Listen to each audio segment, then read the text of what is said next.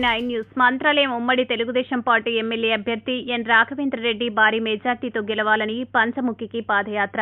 కర్నూలు జిల్లా మంత్రాలయం మండలం వి తిమ్మాపురం గ్రామానికి చెందిన ఎన్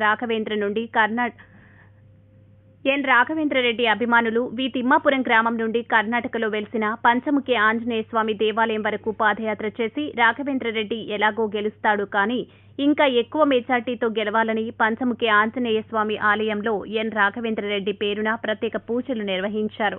ఈ కార్యక్రమంలో మాధవరం తిమ్మప్ప, గోపాలు, రమేష్, రంగనాథ్ మరియు టీడీపీ నాయకులు, కార్యకర్తలు పాల్గొన్నారు. MC9 న్యూస్తో మంత్రాలయం టౌన్ రిపోర్టర్ మక్బుల్ బాషా.